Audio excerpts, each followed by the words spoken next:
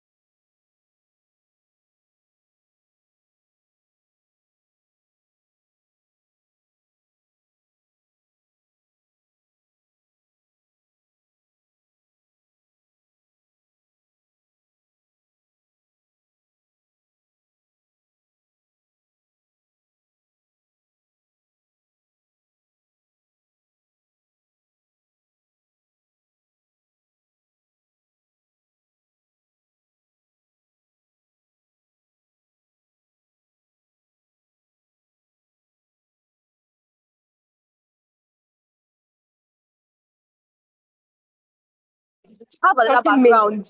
Not as if you're acting. They start talking. So they're walking up and down now.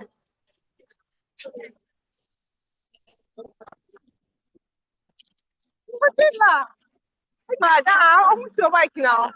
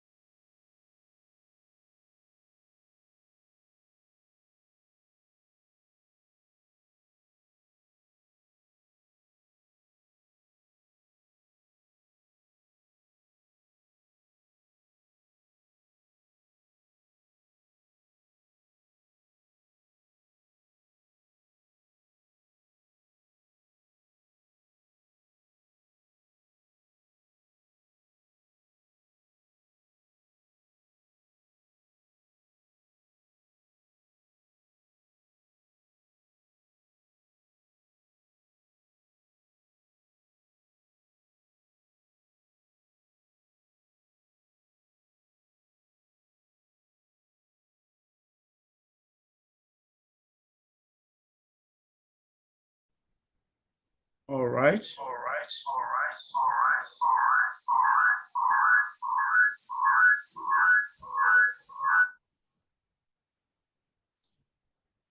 Good morning. Good morning, sir. Good morning, sir. Good morning, sir. Good morning to all of you. Good morning, sir. Good morning, sir. And welcome to today's class. I want to plead that we all mute our microphones so that the class will go seamlessly.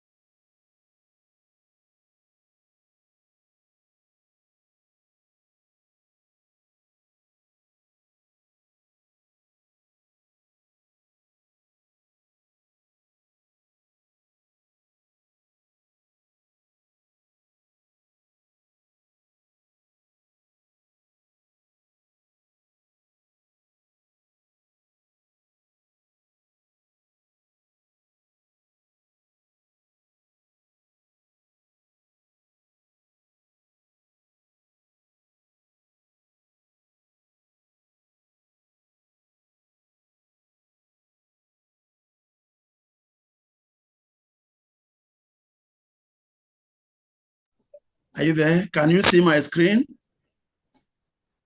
Yes, sir. Am I audible enough? Yes, sir. Yes, sir. All right. So please mute yourselves back so we can continue.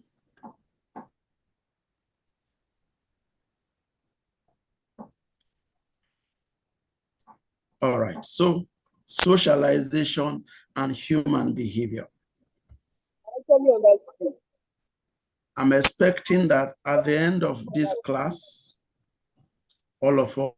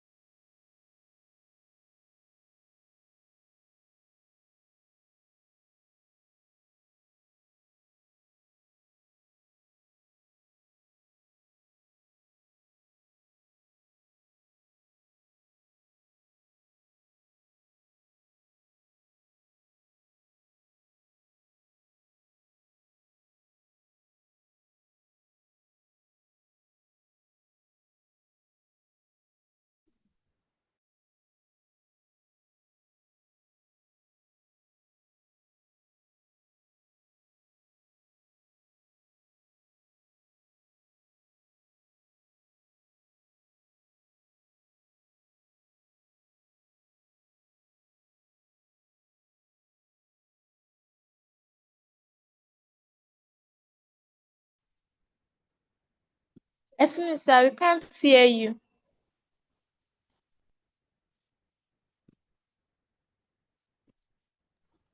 Can you hear me now? Yes, sir. Okay. Now, we're looking at the importance of socialization. And as if you look at the screen, you will see 5 items there. I say first is socialization teaches us societal norms and values. It is through socialization that the child is taught what is proper, what is not proper, what is right, what is not right, that we are taught the norms and values of our society.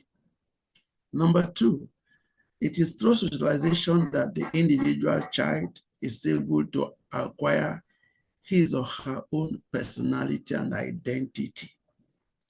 Like we said, when you were born, you were just a mere biological being. You were not a social being. You were not an Igbo, you were not an Hausa, you were not a Yoruba. It was through socialization that we were socializing.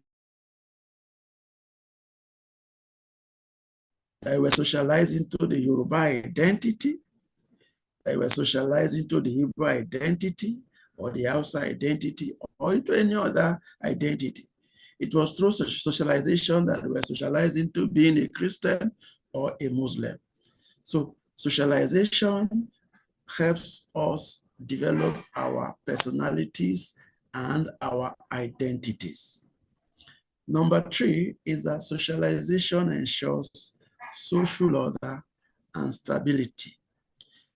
When you are taught the norms and values of society, when you are taught what's right and what is wrong, when you are taught not to steal, not to kill, not to commit crime, they are inadvertently or deliberately or programming you to be able to fit into a society that is orderly.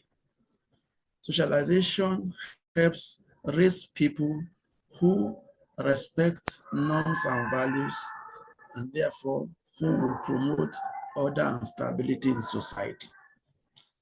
Number 4, socialization enables communication. The first thing you are exposed to in the family is that you are taught how to speak, whether you are on a mother tongue or even English language, you are taught how to communicate, whether in English or in Pidgin or in local language. It is through that process that we acquire the skill to communicate, the art of communication. Just imagine that human beings don't communicate, they don't speak, they don't understand themselves. It will be a very terrible world without communication. But it is at the point of socialization, especially at the home front, that we are socialized into being able to communicate in our mother tongue or even in any other language. And then socialization also promotes integration to the extent that you can communicate, you can hear the other person, I can hear the other person. It makes integration, it makes unity, it makes working together easier. And that's what we are talking about here, the importance of socialization. Now, if that is clear, we want to move to the next subtopic, which is types of socialization. Types of socialization. There are various types of socialization. That's the one we call primary socialization, there is secondary socialization, and other forms of socialization that we are going to be seeing shortly. Primary socialization, as that name suggests, is a socialization that occurs at the family level during early childhood. When you are born into the family socializes you. That kind of socialization at that level is called primary socialization. You are socialized into the language of your people. You are socialized into acquiring the right manners, the right etiquettes, how to respect, how to live a disciplined life, how to manage emotions and express emotions.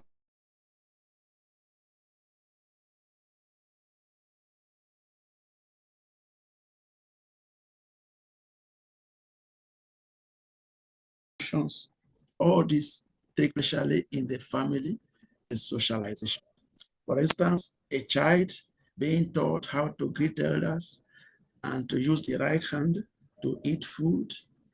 Indeed, what your parents do with you when you are born until you grow to be able to go to school and go elsewhere, all those things they teach are fall under primary socialization. They want to mold you into somebody that will fit into the larger society. They want to teach you manners. They want to teach you etiquette. They want to teach you how to behave and how to conduct yourselves. It's so that you can fit into the larger society. That's primary socialization. Then next to that is secondary socialization. This one takes place outside the family. After the family has done her own side, other agencies of socialization come in. The schools, for instance. You start school, you go to school, you are socialized into being punctual, into being disciplined, into being neat. Those ones are secondary socialization. The socialization that takes place among peers is also secondary socialization. The one that occurs in religious institutions like churches, like mosques, you are taught, morals, your conscience is sharpened so that you know what is right and what is wrong, what is good and what is bad. In fact, secondary socialization strengthens what you have acquired at the primary level. At the workplace, you also socialize into being organized, into being focused, into being goal-oriented. All those are forms of socialization. That's what we call hidden curriculum. And this has to do with respect for authority. Whether at the level of the school or at the level of the family, you are taught respect for authority. You are taught how to compete legitimately. You are taught how to relate and deal with the opposite sex. You are taught obedience. This may not be written anywhere, but somehow at every level of socialization, the attempt is made to push this thing down into you so that you understand how to conduct yourself. For instance, learning punctuality, and then, being obedient, whether in school, wherever you go. So, types of socialization continues. The third one is anticipatory socialization. Sometimes as students, we are students here, but you're already imagining, you finding yourself in the workplace. Sometimes some of the things that you do at this point is to prepare you to fit into your future role. So all the things you do at this level so that you'll be able to fit into your anticipated future role is what we call anticipatory socialization. For instance, law students in this university are made to dress corporately because their profession demands that they will dress in a particular way. Ditto for medical students. You are already being prepared so that you can fit into, you will not struggle when you get into your profession properly. At the NYC level, we are being, taught the work culture. If we do it properly, we're supposed to learn the work culture so that when we eventually when we eventually join the workforce, it becomes easier for us to adapt and then to fit in. That is anticipatory socialization. We are preparing for a future role today. And then the fourth type of socialization is re-socialization. Re-socialization. This one happens when we try to change old behaviors. Maybe you were once a criminal. You were once a fugitive or whatever. Bad behavior, you had bad behavior, and then there's an attempt, a conscious attempt to remold you and change your behavior from the old one. I say this when we try to replace old behavior with new ones. For instance, the correctional centers, that's the prisons. When people commit crime, they are sent to prison. The very essence of prison is to reform those convicts, to see if they can modify their behavior from the bad behavior it was to a better one, a good one. For instance, again, when you are recruited into the military, you are re-socialized into a military lifestyle. The military has a lifestyle of discipline and obeying last instruction. That's why if you look at this picture, you will see military men being drilled. They are being drilled and disciplined so that they can fit into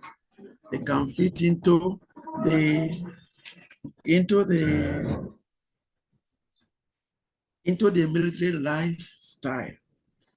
That's re-socialization, when we try to change old behaviors and replace them with new ones. So even we have what we call total institutions. Total institutions are places where individuals are isolated and behavior is strictly controlled. Again, the military, again, even in the rehabilitation centers. Maybe, for instance, drug users, they are put in special places, isolated, with an effort to change their behavior somehow.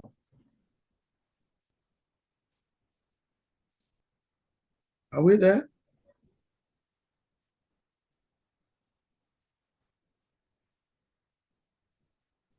All right. By the way, are you still with me? Are you still with me?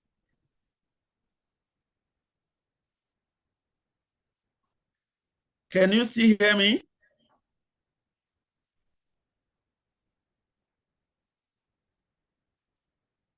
Are we still together? All right.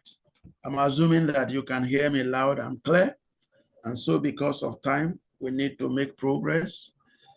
So the next subtopic we have to look at is stages in self-development.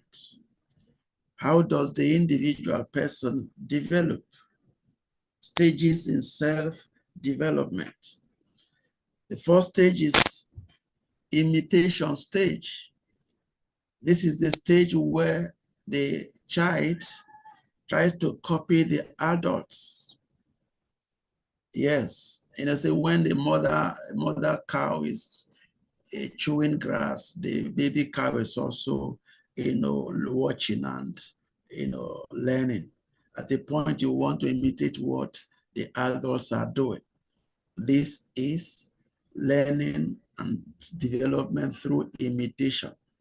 For instance, you see your father praying, or you see your mother praying, or you see, yes, you want to imitate what they are doing. We learn through that kind of imitation. We also, those are basically what happens at that stage. When you see adults do certain things, you want to copy and do it, and then you learn through that. The second stage is the play stage. At this level, the child begins to take the role of other people. He's pretending to be those people. He has seen a teacher teaching, and therefore he's trying to play the role of a teacher. All of us did it while we were much younger. Sometimes we assume the role of a father, others assume the role of mothers. And so those are still part of socialization and self-development. Then the third stage in self-development is the game stage. At this point, the child is trying to understand rules and multiple rules. It's rules and more. For instance, you see them playing football, and they are also, somebody is acting as a referee, somebody is, giving punishment for foul play and all those. But basically, we are saying the child develops incrementally, gradually through various stages and processes, beginning from imitation to playing, and then to the game stage.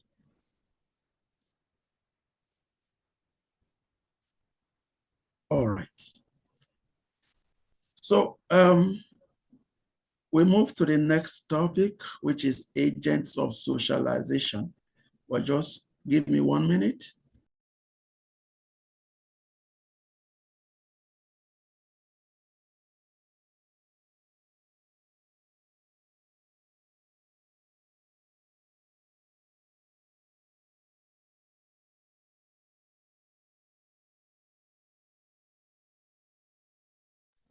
So thank you. Agents of socialization. So what are the agents through which socialization is accomplished? We've been making reference to them, but now let's look at them specifically. The first agent of socialization is the family. The family is the first and the most important agent because they are the first to have contact with the child. They will teach the child language. They will teach the child manners, discipline, gender roles, and social and emotional support.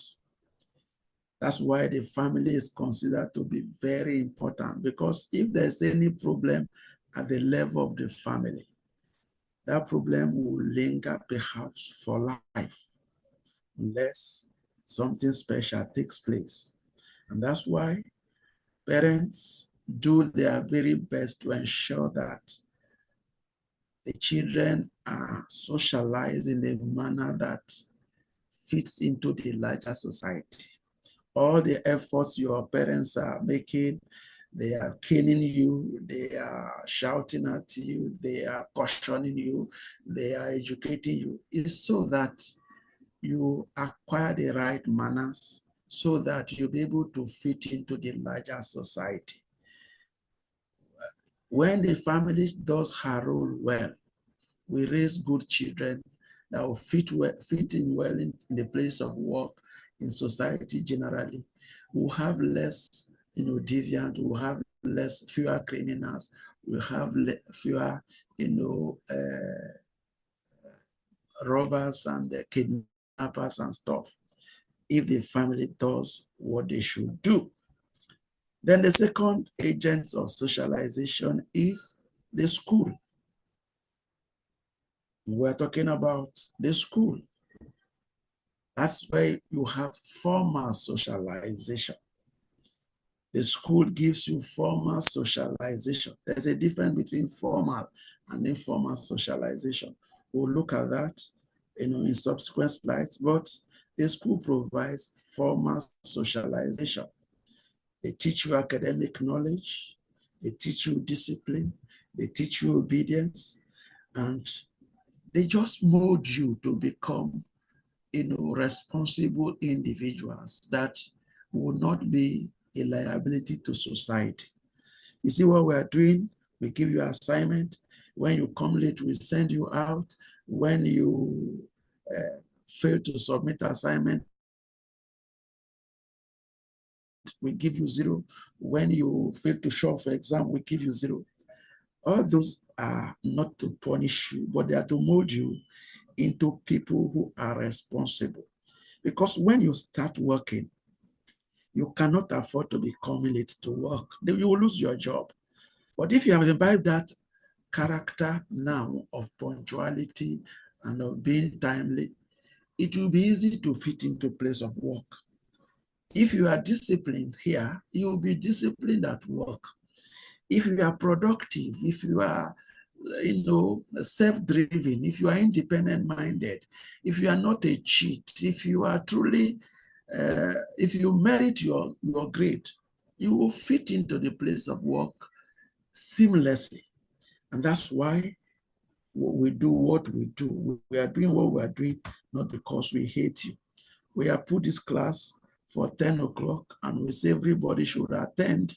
So it's to ensure that it's also making you responsible. Now, almost 1 hour into the class, some people are still just joining. Is that how they are going to resume when they start work? Of course, if they do that, they will give one query, second query, and they are out of the place. So that's socialization.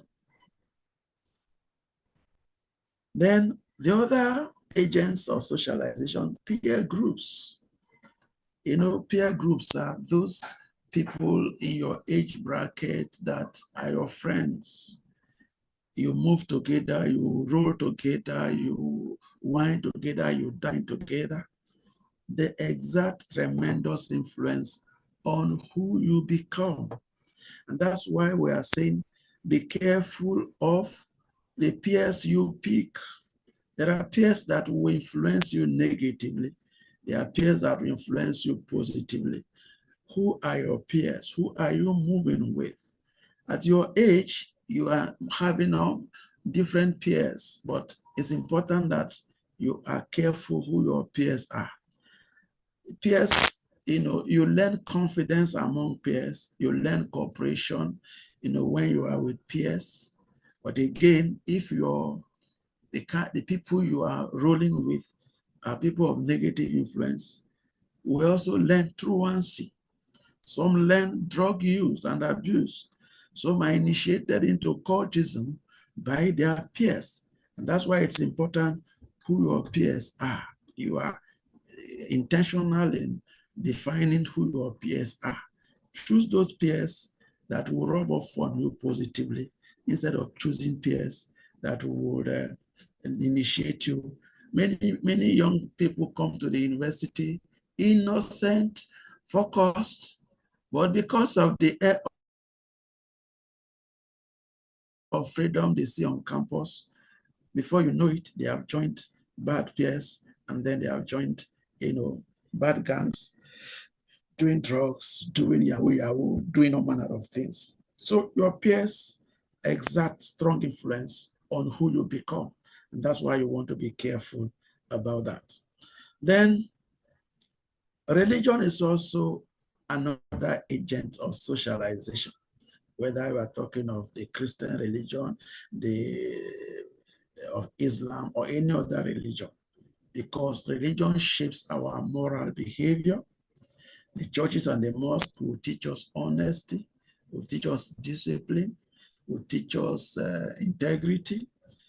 Even though, like, the family is failing, religion is also beginning to fail, because instead of focusing on things that will mold human beings, into people of virtue and integrity, they are emphasizing money and money and money and material success, regardless of how you get them. So the other agents of socialization, which is very strong, is the mass media. The mass media, including the social media. Many of us now are on social media, copying all manner of things, good and the bad. There are good things on the media, there are bad things on the media, but which one are you copying? Which lifestyles are you copying? Which behavior are you copying? Who are your models in the social media space? If you are not careful, you'll be influenced negatively, and then you will mess your life around. But there are things to also learn. Media space is a place where you can pick positive things, but then it depends on what you want and what life you want to build for yourself. The other 6 agents of socialization is the government and legal system. Government and legal system. That's the other agents of socialization. The government regulates behavior through laws. There are all manner of laws. Those laws are meant to regulate our behavior. If there are no laws, and that's why you are seeing the police here, if there are no laws, human beings can be terrible.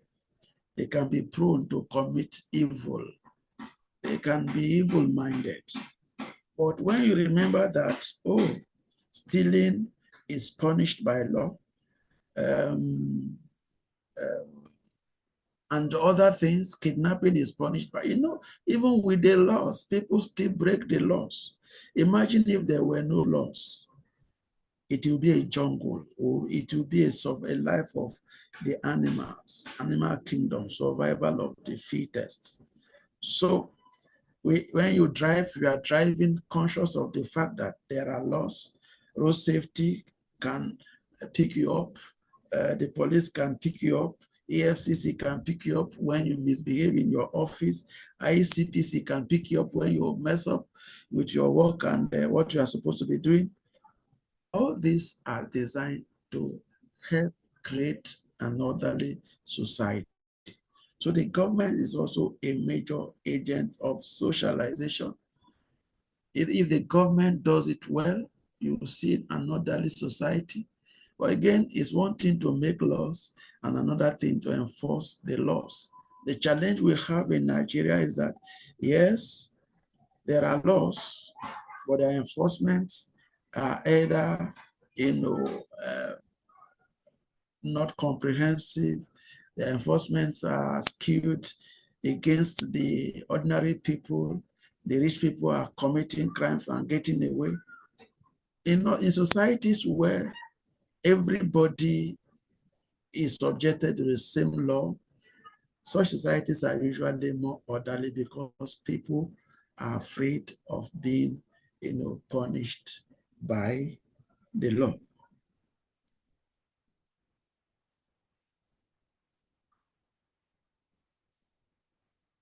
Now, I spoke about formal and informal socialization earlier. So, what are these? What's the difference between formal and informal socialization? So socialization occurs at both formal level and informal level. The formal socialization is organized form of socialization and occurs within the institutional setting. They occur within institutional setting. They are planned and they are structured. They take place in institutions such as schools, the military setting, NYSC camp. Such institutions that are structured have rules that are written down. There are hierarchies of authority, and there are sanctions for breaking the rules. That's formal socialization. You are in this university. The socialization you get here is a formal one. There are rules of engagement. There is time to do A, there's time to do B, there's time to do C. If you fail to do A, B, C when you should do them, you are punished to the point that you can even be expelled or rusticated. It's a formal setting for socialization. The key features of formal setting for socialization is that they are organized and rule-based, and learning is intentional. Behavior is regulated by rewards and punishments. Of course, if you do well, there are positive rewards. If you don't do well, there are punishments. For instance, if you attend classes and then do your assignments, you get your grades easily. If you don't attend classes and don't do your assignment, you get a zero. The zero is punishment. So they are organized, they are structured. If you cheat in exam hall, you are made to face panel. If you are found guilty, you are sent out of the school. It's an organized setting. The beauty of formal socialization is that it promotes discipline, it promotes conformity, and it prepares us for civic and professional roles. Like I said, you are all being prepared to be able to be responsible citizens in society. You are being prepared to be responsible citizens in society. All we are doing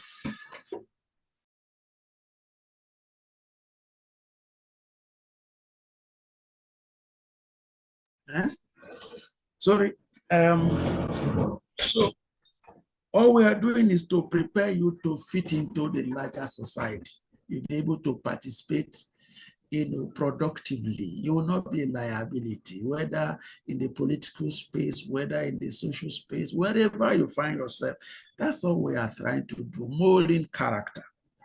And then so that again, when you find a place where you have a job, you will be able to fit in there professionally. Otherwise, they will dismiss you and you'll be jobless. I have a friend who gained admission into the Nigerian Defense Academy more than 30 years ago. Indiscipline sent him out of that place. He's living in Shomolu here. All he's doing is following he's a political agent. Year after year, he runs around, nothing tangible as we speak now, because he cannot hold down any job because of indiscipline. As we speak now, he has been evicted from his house. A man of over 60. He has shared his children among friends. He himself is perching with another friend. That is a life of indiscipline. If he imbibed discipline at the family level, at the school level, perhaps it will not be like that with him. And that's what we are doing in your lives today. All we are doing in your lives today is to ensure that you turn out good and be able to fit in. That's what formal socialization tries to accomplish. And the second one, which is informal socialization, is socialization that is unplanned and occurs naturally through our daily interactions with people, whether at the family level or as friends or in the community. You pick one or two things that would improve your life. It's this socialization. It's a socialization that does not occur within a structured arrangement. It's unplanned. You meet a friend and then you have a conversation. From the conversation, you pick certain things that will help your life. Those are the kind of things we are talking about. What are the features of informal socialization? It's unstructured and spontaneous. You don't know when you are going to pick it, but you pick it somehow. As you go out every day, there are new things you learn. Informally, it occurs through observation and imitation. Yes, you would have seen something, or people learn informally. You get it? You can learn from family members, from your friends, from communities. Yes, you see, learn respect. When you go out, people, if you misbehave, you can teach you, they will teach you how to respect people. And you can pick it if you are humble. Teach you good manners. Maybe there are certain things you have not learned. You see another friend doing it. You learn from that. or even if you have learned it before, it's reinforced. What we need to understand is that there's a relationship between the formal socialization and the informal socialization. You get it? Informal socialization lays the foundation for the formal socialization. And sometimes it also reinforces even formal socialization, because you would have learned informally even at home before you come to school. So the school strengthens what you have learned, but makes it, does it in a more organized way.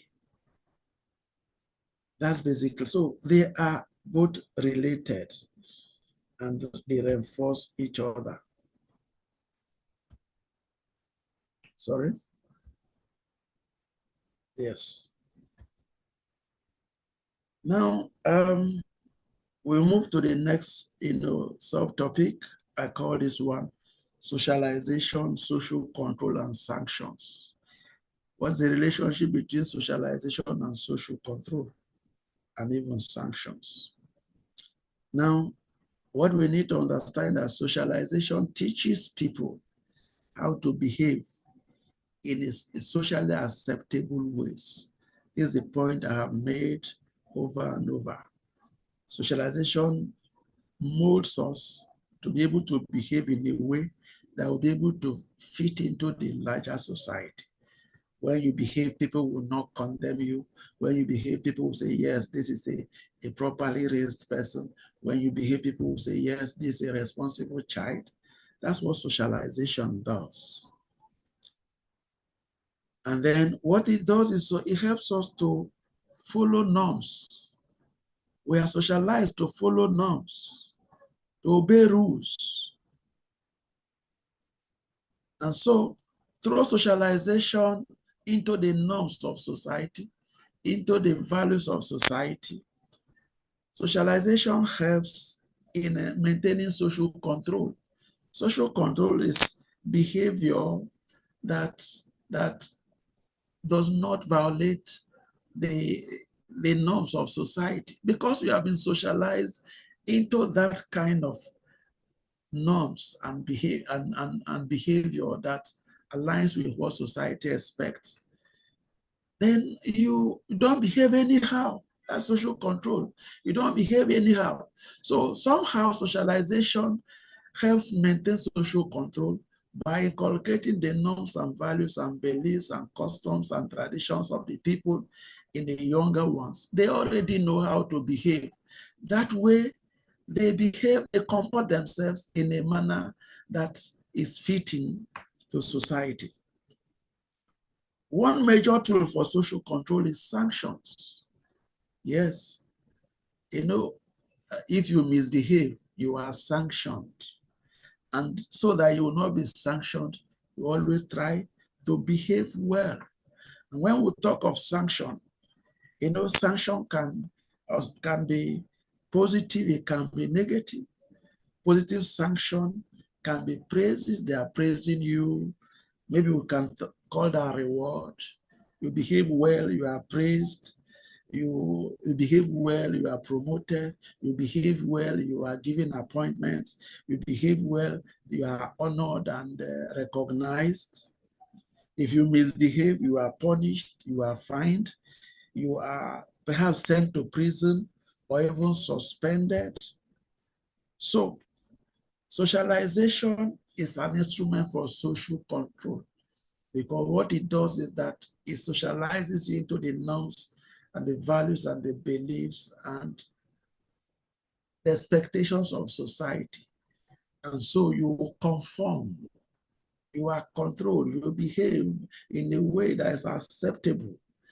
And then there are sanctions that will ensure you conform. The sanctions can be positive ones in which you are rewarded to tell you, continue with that behavior you are doing. Continue with what you are doing. The way you behave is good. We are rewarding you so that you can continue. If what you are doing is not good, we punish you to tell you what you are doing is not wrong, is wrong, and therefore you have to stop it. That's what socialization does. You see, socialization is a whole package. You learn everything about life, the good about life. You know the good and about the bad, how to fit in everywhere, how to relate to people, how to interact, how to express the right emotions at the right time, how to control emotions when you are supposed to control emotions. Socialization also teaches us gender roles. In our various homes, we are socializing to our gender roles. Gender roles, when we talk of gender, we're talking of the process, okay? The process through which society teaches the individuals how to behave according to societal expectations for their sex. You are a male or a female. There are societal, expectations and rules assigned to males and females. Gender socialization is socializing you to know if you are a man to behave like a man, to know if you are a woman to behave like a woman. This is done at the family level and even at other levels of socialization. For instance, from childhood, the girls are taught how to cook. That is telling them these are societal expectations of being a girl child. The society expects that every girl child should be able to cook. And so the mother consciously socializes her to learn how to cook. Boys are encouraged to be strong and to provide. Society is telling to the boy child that you are supposed to be the breadwinner. You are going to have a wife that you cater for. You are going to have children that you are going to be responsible to train and to raise. Therefore, you from now learn the role to be, a provider, to be a strong man who will provide umbrella and support and protection to the people under you. Those are parts of gender socialization that we learn at the family level. Even outside of the family, we also learn that. In schools these days, we are taught gender roles and gender expectations. Even up to today, we are still learning that. There are certain jobs that are seen as male type of job and female type of jobs. Although many of these are beginning to change now, but society still sees certain jobs as exclusively male's job, and then the other ones as predominantly for female. And so we are socialized into all those kind of things. Although with civilization now, with education, many of these things are beginning to change. But the bottom line is that the society still thinks that there are certain roles that males should play, there are certain roles that females should play. And from the beginning of our socialization, we are taught how to adapt and then to internalize those roles so that when we grow, we are able to perform our roles responsibly. As a father, you are able to perform the role of a father, providing protection, and then provision, and then safety, and then the shoulder upon which the rest of the family will rest. So all these roles, again, are culturally determined. They are based on cultural beliefs. Every culture, every society has their own peculiar expectations, but there are some that are general, but there are also societies where there are peculiarities. So socialization reinforces gender roles, and sometimes because those gender roles are always unequal or unfavorable to a particular sex, we can say socialization somehow also reinforces gender inequality. But these days, we are being socialized to know that even as we are raising our children, we should be sensitive to gender inequality. There's nothing that says that a man cannot cook food when it is not convenient for a woman. There's nothing that says that a woman cannot provide if the man is not in a position to provide. But so we know that we need to balance this. All right.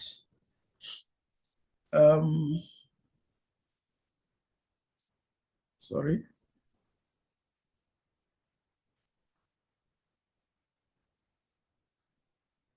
Okay, so now let's begin to connect all that we've been discussing to human behavior. How does socialization impact human behavior? Sorry, let me admit some people who are outside. All right, so how does socialization connect to human behavior? I'm sure from all that we have been discussing all this while, it will be clear that the way we behave is largely a function of socialization. But let us break it down here by saying that socialization plays a major role in shaping human behavior. We behave the way we behave partly because of the kind of socialization we experienced. Socialization influences how individuals think, how they act, and how they relate to others in society. Remember, we say that upon birth, a human being was just a biological being, not a social being. It is through socialization that his character, his personality, his behavior is formed. And so it is the socialization that you received that will determine how you think, how you act, how you relate to others. If your socialization was good and proper, you are likely to think in a healthy, reasonable way. You are likely to act in a healthy, responsible way. And we are also likely to be able to relate well with others in society. If your socialization was poor and unhealthy, you are likely to be thinking in a poor way. You are likely to act in a way that is odd. You are likely to relate with people in a manner that is not healthy. So we need to take note of that. Socialization has a direct, relationship with how we behave as human beings. So how does socialization affect behavior? Clearly, it shapes actions and reactions. The way you are behaved, like I said, will determine how you act and how you react. If you notice, we act differently. There is a certain where some people will go violent. Some other persons would just walk away. Are you there? So socialization shapes our actions and reactions. It teaches people how to respond appropriately in different situations. Some people are emotional, some people are temperamental, some people have no emotional intelligence. They talk anyhow, they behave anyhow, they can fight in public, they can insult anybody, and so, yet other people are different. They carry themselves with dignity, they behave with decorum, they speak responsibly. We can trace all this back to socialization, especially when you know that when we were born, there was nothing in our hearts. You know, in sociology, we say we were born tabula rasa. You were just like a plain blackboard or chalkboard. It is what they write inside of your heart that you turn out to become. So people behave violently because of the kind of upbringing. Some behave responsibly because of the type of upbringing. Number two, it teaches manners. Yes, individuals learn polite behavior, such as greeting others, saying thank you, and showing respect. These things are also acquired in the course of socialization. There are some people that don't know how to say thank you. There are some people that don't know how to say sorry. There are some people that are very disrespectful and rude. Meanwhile, there are other people who are responsible, respectful. They express gratitude and things like that. Some are polite. All these are acquired in the process of socialization, especially from the home front. If the home front has done her work well, the individual will be polite. He will then know how to express gratitude. He will be respectful. Then the other thing is socialization also guides emotions. Society teaches us when and how it's acceptable to express emotions like anger, yes, or happiness, or sadness. All this we learn in the course of socialization, both formally and informally. And so if you learn all this, you know when to be angry and when to express restraint. You will know when to be happy or when not to be. You know when to be sad or when not to be. You know when to cry. You know when to be serious and all those things. So all this together help in shaping our morals and our values. It is through socialization that we learn what is right and what is wrong according to our respective cultures. Our cultures have clear definitions of what is right and what is wrong.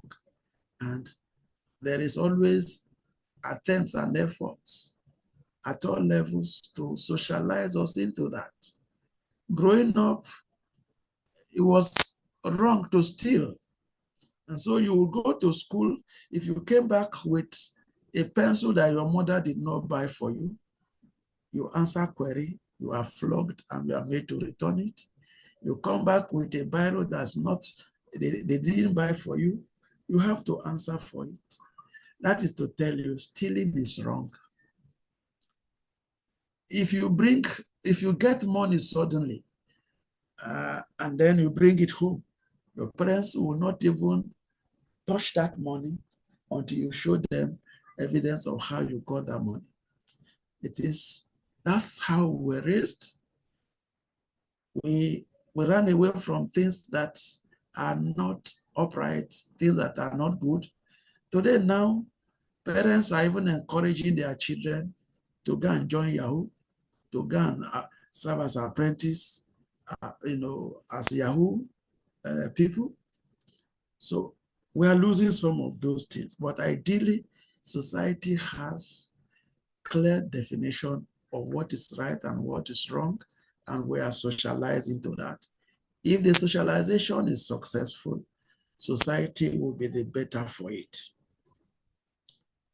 It is socialization that teaches us how to respect elders, how to obey rules, how to help others.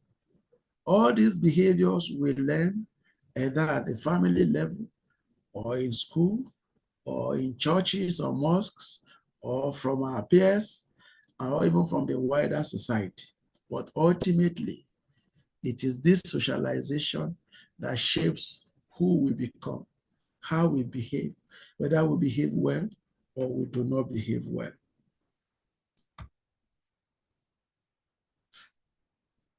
Socialization and conformity. We have touched on that, but let's reiterate it. Conformity means adjusting one's behavior and attitudes or beliefs to match the expectations of society or a group. Did you get it? Adjusting your behavior and attitudes or beliefs to match societal expectations. You will see that picture. You can see the zebra crossing. You get it? So ideally, when you are driving and you get to that kind of sign and you see people on the other side, the expectation is that you should stop. Let this ones cross. You must, socialization teaches us, how to conform to rules, not to break rules. You see, that's why if you look at Nigeria, the challenge we are having is that we hardly conform or comply to rules, especially traffic rules, environmental rules. We're always breaking rules. We're always breaking rules. It shows that something was wrong or is wrong. Maybe at the level of socialization, something was not gotten right. Or maybe government is not enforcing. Government as an agent of socialization is not playing her role well, because if they were playing their role well and punishing offenders, maybe everybody would learn to conform. Socialization encourages conformity by teaching norms and rules, by promoting shared values and beliefs. Yes, shared values and beliefs, those values that are common to everybody. Don't steal. We know that stealing is wrong. So I will not steal, you will not steal, every other person will not steal. Society is better for it. By rewarding acceptable behavior. Yes, through sanctions, positive and negative, we reward or discourage or punish behaviors, depending on whether they are good or they are not good. Acceptable behaviors are rewarded so that more of that would occur. Unacceptable behaviors are punished so that there will be less of that. And so through that, socialization promotes conformity. Again, through the family, we acquire all that. Over time, we begin to conform to these expectations to gain acceptance and avoid punishment. All of us, if you are properly socialized, you will want to conform so that you can enjoy acceptance. I've been following the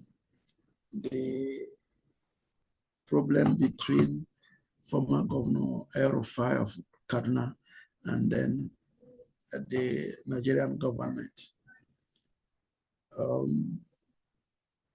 Many of the people, that government arrested him on allegations of cyberbullying, cyber crime or whatever. Now, people from his state, majority of them are actually rejoicing, saying that he deserves it because of the way he conducted himself when he was in government. So what we're trying to say is this, that when you behave well, there will be acceptance and there will be praise and there will be, a recognition. When you do not behave well, even long after, people will still remember that you did not behave well. That's the bottom line. Now, socialization and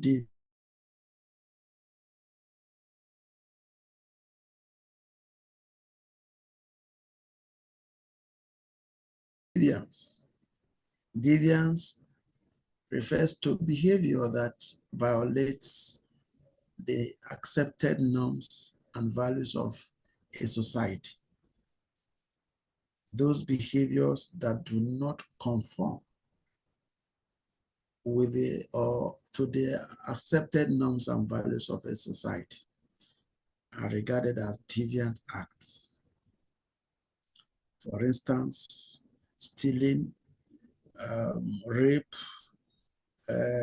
drug involvement, cybercrime, cultism, they are all forms of deviance because society condemns them. If you are a Yahoo person or you are involved in cybercrime, ideally society frowns at deviance. Even though these days now, the moral standards are falling and people are beginning to say, it doesn't matter how you got your money. But the truth of the matter is that when the chips are down, society looks at the person who is involved in Yahoo, as a deviant. Exam malpractice, cultism, these are all forms of deviance. Socialization teaches us, what is right and what is wrong, to avoid deviant acts, and then to engage in acts that, are lawful. When you see somebody who is involved in drug, who is involved in examination malpractice, who is a Yahoo person, who is involved in cultism, what it simply says to us is that socialization failed. Socialization failed, whether at the family level, at the level of the school, at the level of the church, at the level of the government. Socialization failed. Because if socialization succeeded, there are better things to do and make money than cybercrime. There are better things to be relevant than true cultism. There are better, you will know that passing an exam through malpractice is actually unbefitting. If you have pride, if you have self-respect, if you have integrity, if you have been socialized to value integrity, if you have been socialized to value honesty, if you have been socialized to value hard work, you will know that exam malpractice is undignifying. You will know that drug abuse is not for people like you. So this is what we're saying. When you see deviance, it points to failed socialization. The person who spends money drinking, committing all manner of offenses is evidence of poor socialization.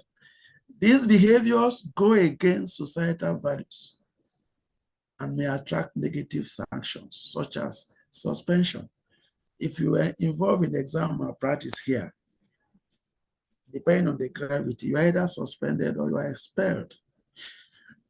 If you are caught engaging in drug here, and that's why I'm sure you did this test they do at the medical center, toxicology test. What the university tried to do was to check the presence of drug in your bloodstream, because university frowns at drug abuse. So if university discovers that you are abusing drugs, you are doing drugs, you are already on your way out if you are caught. So that's the thing about socialization and deviance. The relationship is that poor socialization will always have result in deviant acts. All the people who are doing bad things, socialization failed. Now remember, when I'm talking about socialization, I'm not just limiting it to the family. I say there are so many layers and agents of socialization, including religious institutions. Religious institutions, if they do their work well, nobody who claims to be a Christian will be involved in malpractice. Nobody who claims to be a Christian will be doing drugs. Nobody who goes to church or mosque will be doing you'll be doing yahoo yahoo or be involved in cultism. But you see, churches today are not paying so much attention to the character of the people they are raising. They are looking for a number. The size of the church is 5 million. The size of the church is 20 million people.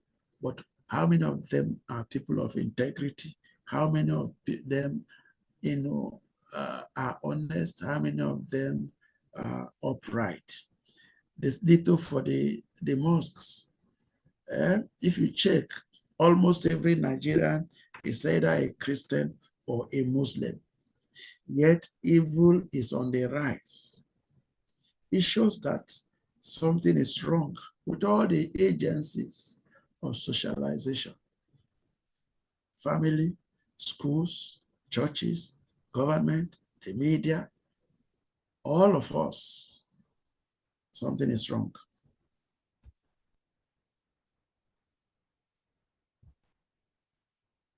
Now, I say that because this sociology class, we will not be able to conclude our discussion on this topic without making reference to some notable sociologists and what they said about socialization.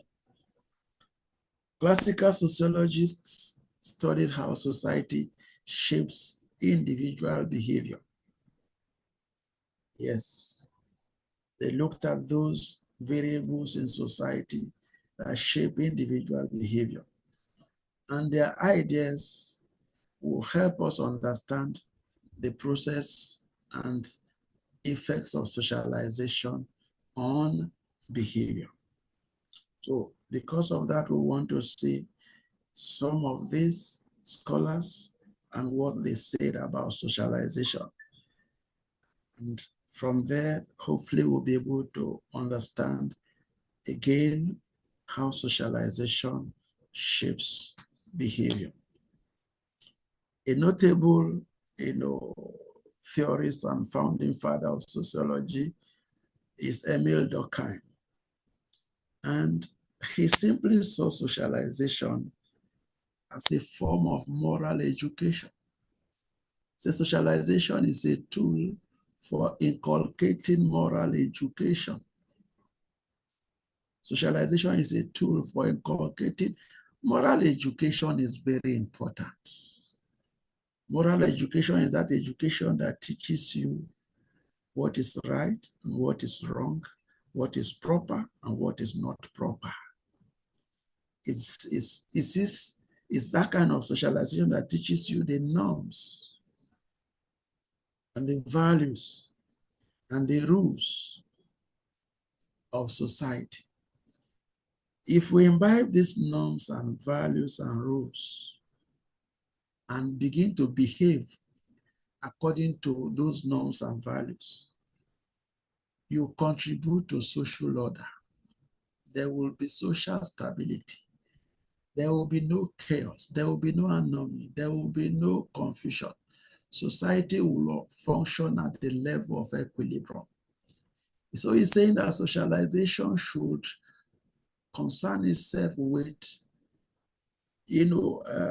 providing moral education, teaching people how to behave according to norms and values.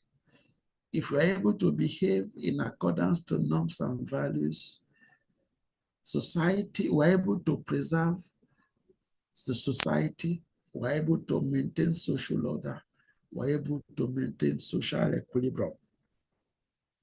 For example, he would think that schools exist to teach respect for authority. That's what we try to do here. We try to teach punctuality.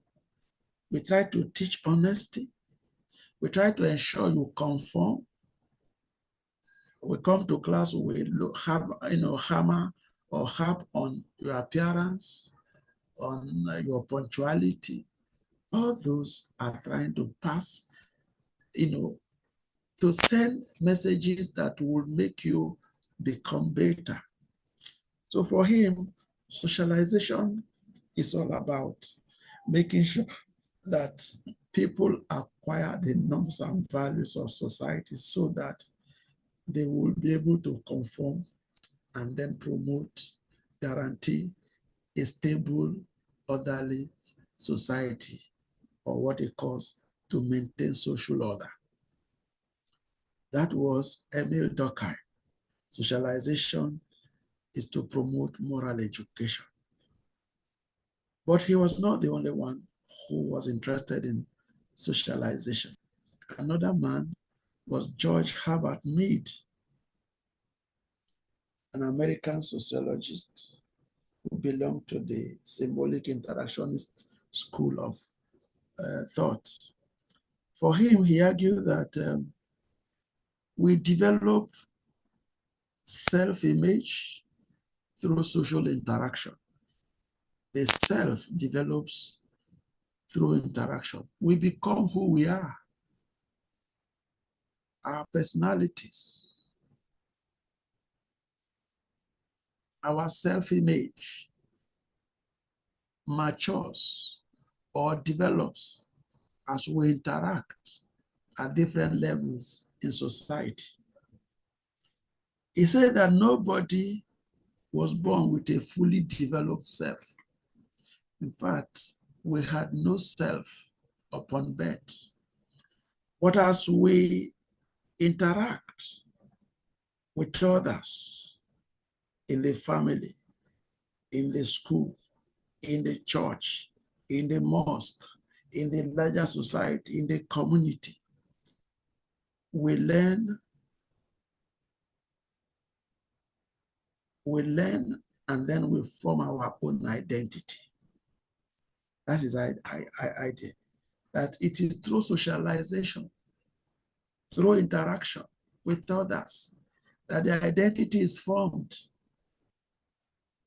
And this agrees with our earlier position to say that a child born is just a biological being, is not a social being, no identity, no personality, no self. It is in the course of interaction that a self is formed. It is the course of interaction that identity is informed, formed, depending on the quality of the interaction. Different forms of personalities or self are developed. That's Mead for us. It was still the same Mead who spoke about two concepts. He called one the I and the me. He said the self is made up of two different component parts, the I and the me. The I is that part of our personality that is spontaneous, that is natural, and that is impulsive. This one is spontaneous, natural, impulsive. It acts without thinking about society's expectations. It's not bothered about what people think. It's about me, me, me, me. I is about me. How do I feel? What do I want? So that's the I. It doesn't care about what society will think. It says all of us have that part of our personality. And that there's a second part, I call the me. The me is that part of our personality or ourself that is socially aware. That means we are mindful of society. We are mindful of society. That me is mindful of societal expectations of us. And so that one understands that there are rules of engagement, there are regulations, there are procedures, there are protocols to follow. And this would align the self with those rules. The I and the me work together to shape our behavior. While the I acts freely, the me controls action according to social norms. Yeah, there are things I want to do because I love them. That's the I part of me. But when I want to do those things I want to do, there's a me part of me that would say, "Guy, be careful. Society will not be happy. They will punish you. They will pick you up. They will deal with you." So he said the personality is dual, as it were, made up of the I and the me. The I is impulsive, spontaneous, natural. It acts before thinking.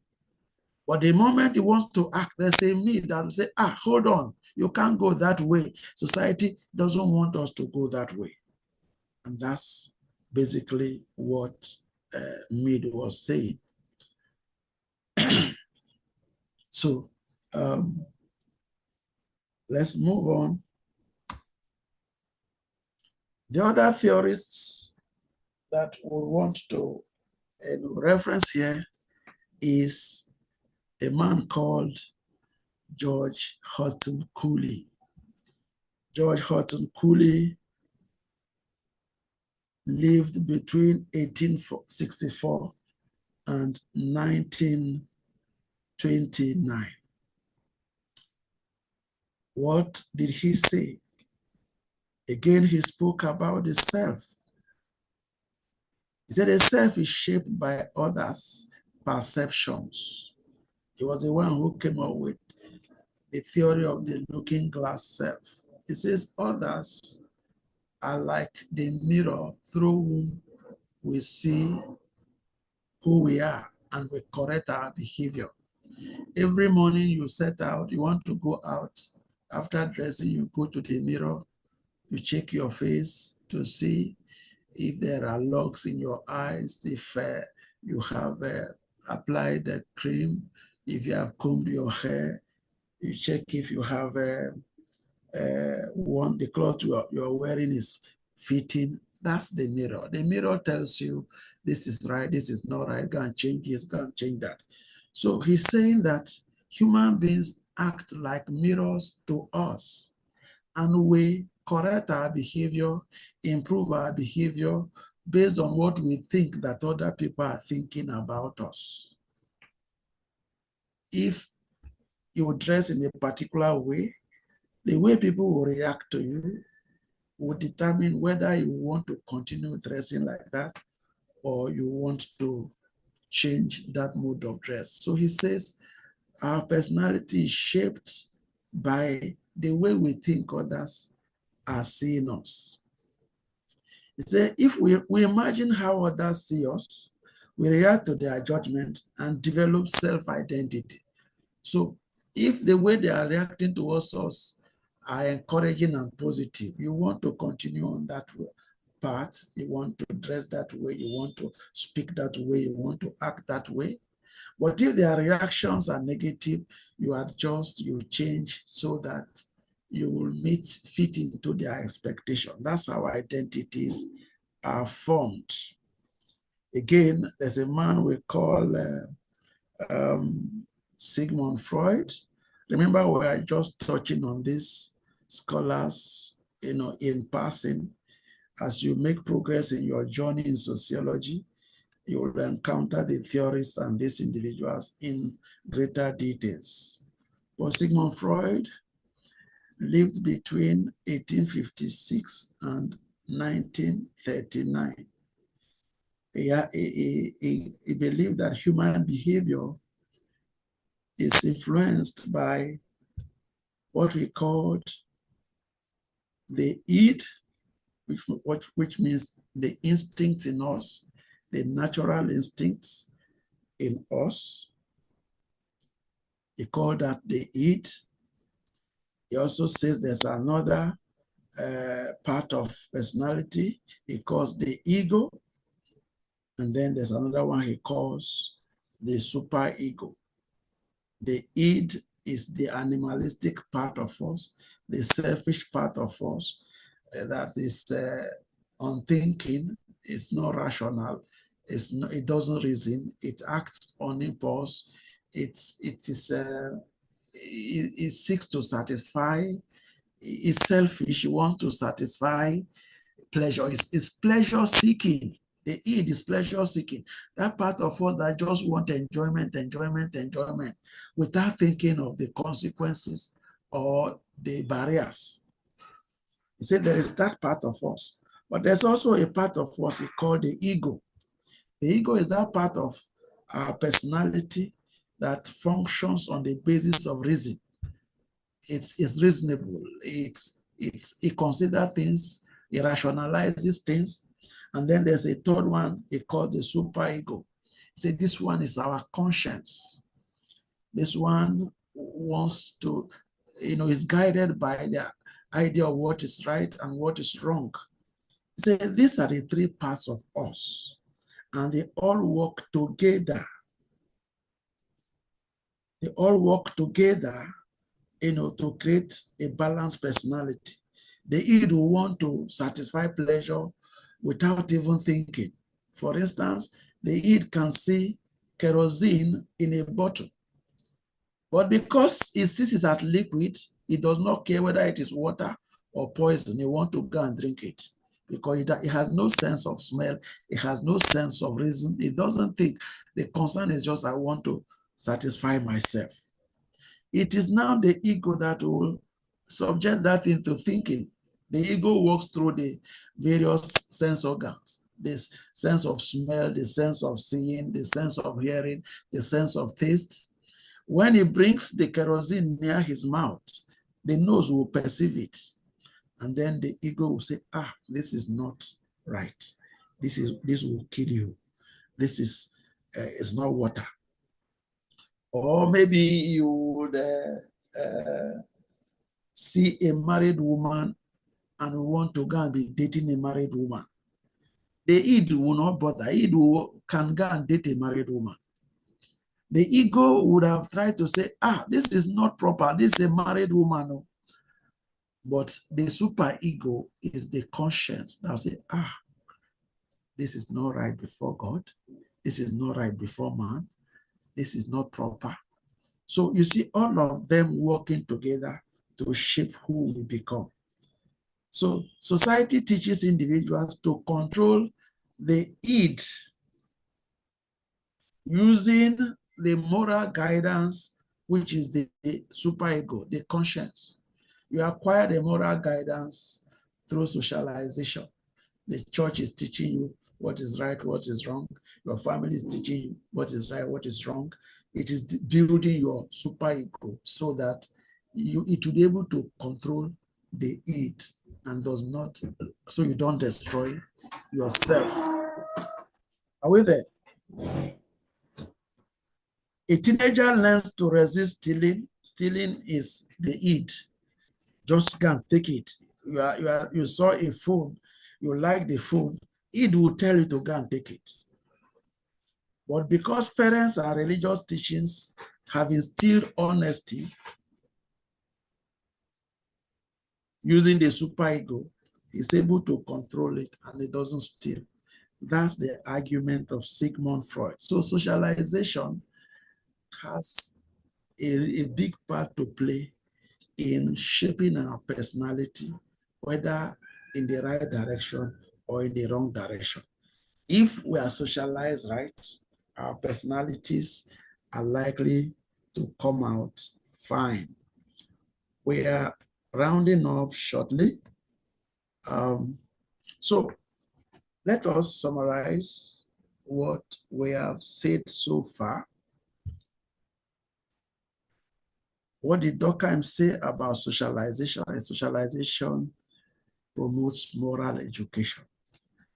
If we have moral education, society is likely to be orderly.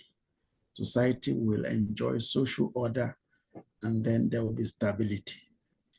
Mead is saying that self develops through interaction. We were not born with our complete self. It is through interaction that the self develops. Cooley is saying again that the self is shaped by the reactions of other people. As other people react to your behavior, to your conduct, you adjust so that you can meet societal expectation. And Freud is also saying behavior is regulated by personality components. The id, the ego, the superego, but ultimately the superego tries to restrain behavior in a manner that it does not self-destroy. So,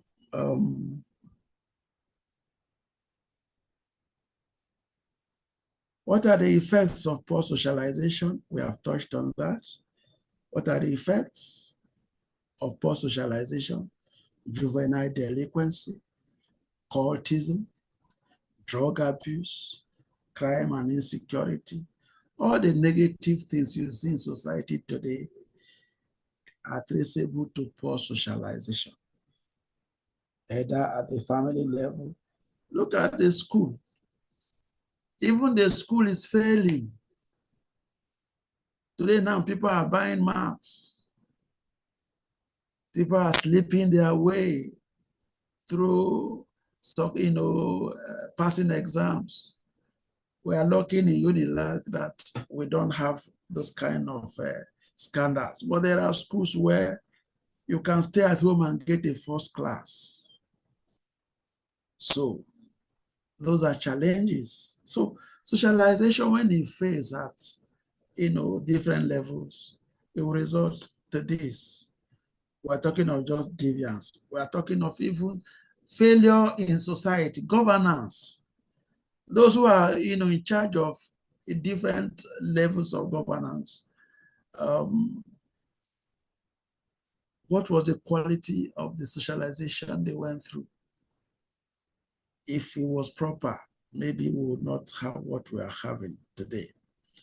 But regarding deviance, we are saying when socialization is poor or weak, deviance, juvenile delinquency will be rife, cultism will be rife, drug abuse will be rife, crime and insecurity of all types, kidnapping, yahoo, money ritual, they will be rife. Those are the consequences of poor socialization. Of course, you know that when you do the right thing, society, the individual turns out right, and then society is better for it.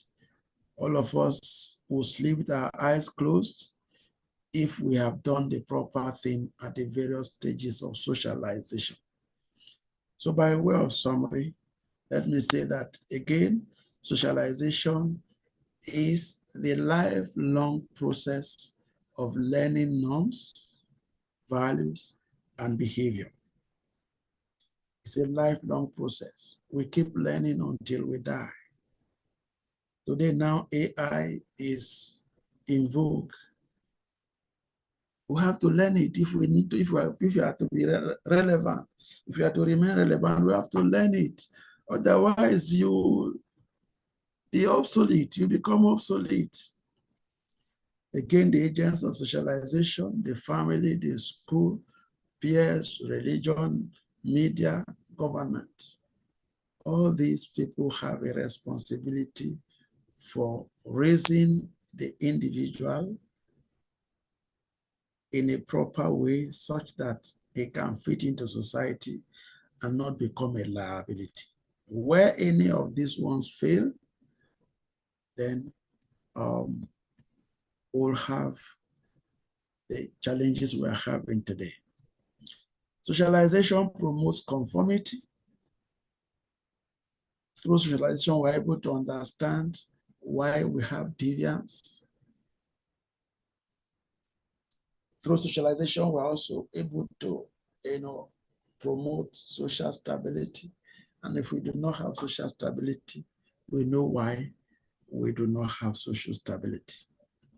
So on this note, I want to especially thank all of you for being part of the class. And then I would ask that if you have any comments, any questions, this is the time to raise that. We have 18 minutes. If you have questions that are agitating your mind, I'm available. If you have comments you want to make to encourage others in class, please feel free. You can raise your hand if you have a question, if you have a comment. Anu Oluwapo, are you there? You want to say something? All right. Thank you. You are showing appreciation. Any other person? So, thank you, Abbas, for showing appreciation. Williams, you want to say something? Igboke? Okay. Thank you. So, if there are no questions, if there are no comments, can we call it a day? I think I will still have another session with you in the coming weeks, God willing. God bless all of us.